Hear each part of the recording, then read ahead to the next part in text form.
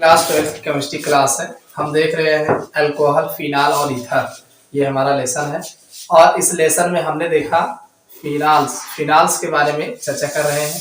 फिनाल्स के chemical properties, इसके जो प्रमुख रासायनिक अभिक्रियाएं हैं, इसको हम देख रहे हैं। तो इसके प्रमुख रासायनिक अभिक्रियाओं में कुछ अभिक्रियाएं हमने देखे थे, कुछ अभिक्रियाएं अभी बाकी हैं जिनके बारे में हम चर्चा करेंगे। प्रमुख अभिक्रियाओं में हमने पिछले लेक्चर्स में जो है बेंजीन नाभिक से रिलेटेड अभिक्रियाएं जो है, नाभिकीय प्रतिस्थापन अभिक्रिया जो है देखे। आज हम जो है इसके आगे की कुछ अभिक्रिया देखेंगे। अगली अभिक्रिया जो है हैलोजनीकरण,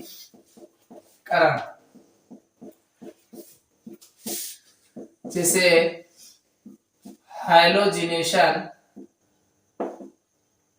कहा जाता है।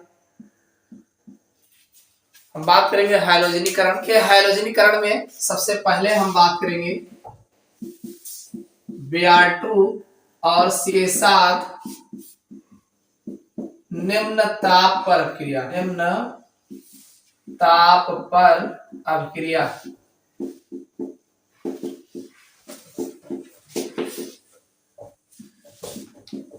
सबसे पहले हम देखेंगे Br2 की अभिक्रिया कराएंगे कार्बन डाई सल्फाइड की उपस्थिति में, वो भी कम टेम्परेचर होगा। तब इसमें होगा क्या, देखिए ये फिनाल है, ये आपका फिनाल है। इस पर जब आप Br2 की क्रिया कराओगे in presence of CH2 carbon disulphide की उपस्थिति में, तो देखो ये दो ही बातें होगी, या तो आर्थो पे लगेगा या तो पैरा पे, या तो आर्थो पे लगेगा या तो पैरा पे। और जहां कहीं लगेगा वहां से हाइड्रोजन निकलेगा और वहां का हाइड्रोजन एक Br के साथ HBr बना लेगा। ये जो है HBr बना लेगा और एक Br वहां लग जाएगा। अब समस्या ये है कि आर्थो पर भी लग सकता है और पैरा पर भी लग सकता है, तो ये ऐसे हो जाएगा,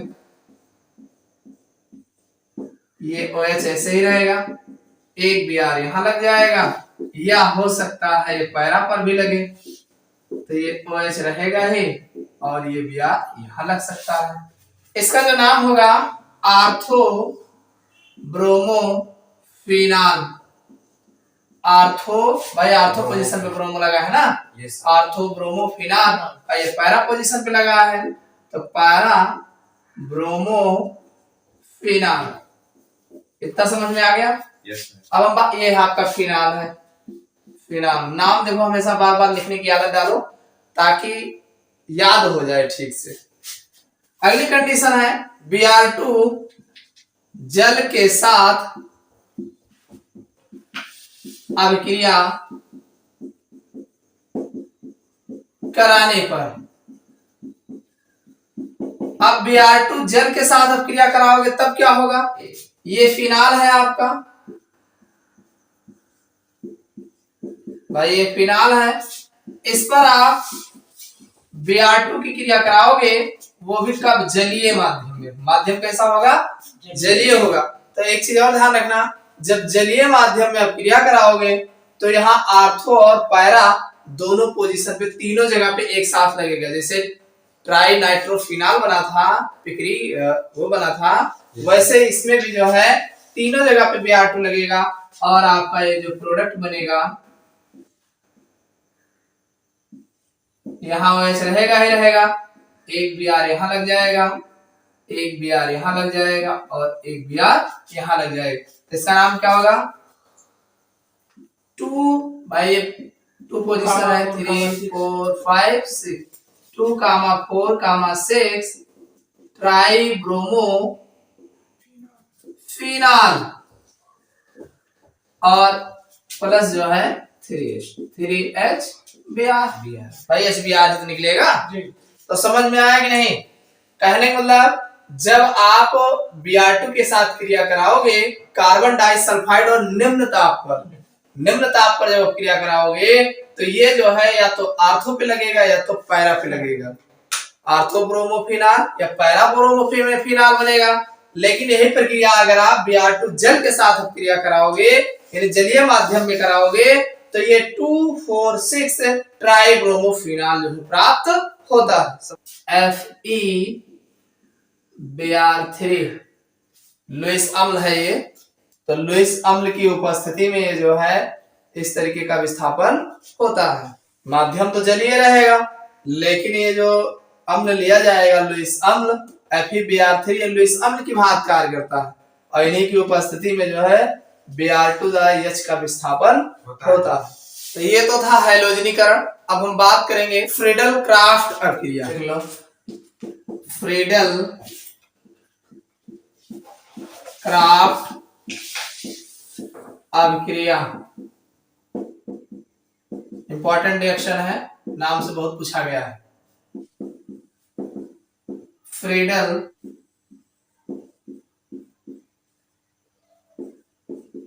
क्राफ्ट रिएक्शन, फ्रीडल क्राफ्ट अभिक्रिया, फ्रीडल क्राफ्ट रिएक्शन, इसके बारे में हम चर्चा करेंगे।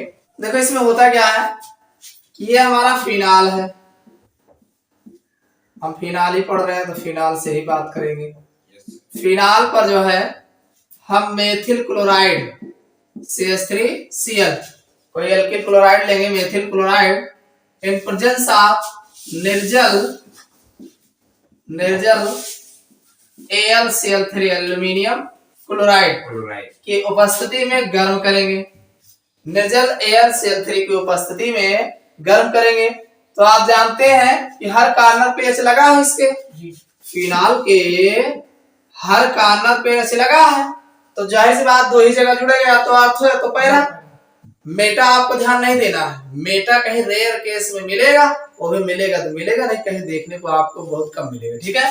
तो अब ये आर्थो पे जुड़ेगा तो पैरा पे, तो जहां से जुड़ेगा वहां से H तो निकलेगा ना, तो एक H निकलेगा और एक Cl के साथ Cl बना लेगा और ये जो है CH3 वहां लग जाएगा, बस इतना करना है।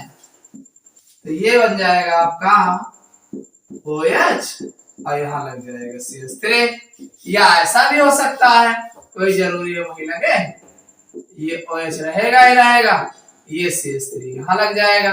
देखो इसे बोलते हैं क्रिशॉल बोला जाता है, इसे बोला जाता है क्रिशॉल। अब एक चीज ध्यान रखना, लगाए हो CH3 बाद में, लगाए हो CH3 बाद में, लेकिन अब जो प्रायोरिटी दी जाएगी इससे ग्रुप बड़ा होगा, ठीक है। तो अब इसको हम आर्थो हाइड्रोक्सी और ये टाउलिन है ना, बेंजीन रिंग के ऊपर CH3 अगर लगा रहे तो उसे हम टाउलिन बोलेंगे। तो टॉप के बगल वाला OH है, तो ये हो जाएगा आर्थो हाइड्रोक्सी टाउलिन, आर्थो हाइड्रोक्सी टाउलिन, समझ में आया नहीं। और इसी का दूसरा नाम है आर्थो क्रिशॉल, आर्थो क्रिशॉल। ये आपका हो जाएगा पैरा हाइड्रोक्सी टॉलिन, टॉलिन, और इसे बोलते हैं पैरा क्रिशॉल, क्रिशॉल। देखिए ये पैरा वाला जो है ये मुख्य उत्पाद होगा, मुख्य उत्पाद, इसको ध्यान रखना। एग्जाम में जो है पूछता है कौन सा मुख्य होगा और कौन सा लेस उत्पाद है, यानी बनेगा लेकिन कम बनेगा, ठीक है। सह उत्पाद जो होगा थोड़ा कम होगा, मुख्य जो होगा ज्यादा होगा। जब हम निर्जल AlCl3 की उपस्थिति में फिनाल पर मेथिल क्लोराइड की अभिक्रिया कराते हैं तो हमें आर्थो क्रिशॉल अथवा पैरा क्रिशॉल प्राप्त होता है। अब इसे मान लीजिए आप यहाँ पे इसकी जगह पे आप एल्कोहल ले लो, जैसे आपका फिनाल है, आप इस पर CH3OH ले लीजिए इन प्रेजेंस ऑफ AlCl3। तो देखो क्या करना, इधर का OH है, जहां लगेगा H निकलेगा, HOH निकल जाएगा, तब भी वही बनेगा, तब भी आपका वही बनने वाला है, CH3 हो जाएगा और प्लस दूसरा भी प्रोडक्ट यही बन जाएगा, ये OH रहेगा, ये CH3 यहाँ लग जाएगा और निकलेगा क्या, इसमें निकलेगा आपका H2O और इसमें क्या निकला है, HCl निकला है। क्या निकला है, HCl निकलेगा, समझ में आया कि नहीं। तो इस तरीके से चाहे आप एल्किल क्लोराइड या मेथिल क्लोराइड से कराओ, चाहे एल्कोहल से कराओ, प्रोडक्ट आपका सेम होगा। इसी टाइप की एक है एसिटिलीकरण, नाम सुना है? बोलते हैं एसिलीकरण। क्या बोलते हैं? एसिलीकरण। इसी में बता दिए। एसिलीकरण जो इससे पहले बताए थे वो बेंजीन नाभिक से नहीं अपक्रिया किया था, वो बेंजीन के OH समूह से अपक्रिया किया था। समझ में आया नहीं? अब की बात जो हम बता रहे हैं एसिलीकरण, ये बेंजीन नाभिक से अटैक करेगा, पूरे रिंग से अटैक करेगा। समझ में आया नहीं? यही अंतर है। तो एसिलीकरण जिसे हम एसाइलेशन बोलते हैं, ठीक है। यहाँ पे बेंजीन रिंग की अपक्रिया कराना, बेंजीन रिंग। देखो ये आपका फिनाल हो गया OH, और इस पर आप CH3 COCl की अपक्रिया कराओगे इन प्रेजेंस ऑफ निर्जल AlCl3 की उपस्थिति में। और ये कौन है? Acetyl chloride, acetyl chloride. अब इसमें देखो क्या है, आर्थो पे लगेगा तो पैरा पे लगेगा। भाई ये फिनाल के या तो आर्थो पे लगेगा या तो पैरा पे लगेगा, और जहां लगेगा वहां से H निकलेगा, Cl के साथ निकल जाएगा, इसको घुमा के लगा देना इसी में, बस। कितना आसान अपक्रिया है। ये OH हो जाएगा, ये CO CH3 हो जाएगा, और इसी तरीके से दूसरा आ जाएगा आपका, ये OH हो जाएगा, ये CO CH3 हो जाएगा। इसका नाम है आर्थो हाइड्रोक्सी एसीटोफिनॉन, एसीटोफिनॉन। और इसका नाम है para hydroxy acetophenone, acetophenone. Ortho hydroxy acetophenone. भाई ये बड़ा ग्रुप हो जाएगा तो ये आर्थो पोजीशन माना जाएगा, तो आर्थो हाइड्रोक्सी एसीटोफिनॉन हो जाएगा। और ये पैरा पे लगा है सामने, तो पैरा हाइड्रोक्सी एसीटोफिनॉन। तो कैसे कहोगे कि जब हम निर्जल AlCl3 की उपस्थिति में एस्टिल क्लोराइड की अपक्रिया फिनाल के साथ कराते हैं तो हमें आर्थो हाइड्रोक्सी अथवा पैरा हाइड्रोक्सी एसीटोफिनॉन प्राप्त होता है। देख लो HNO2 के साथ अपक्रिया, HNO2 के साथ अपक्रिया, रिएक्शन विद HNO2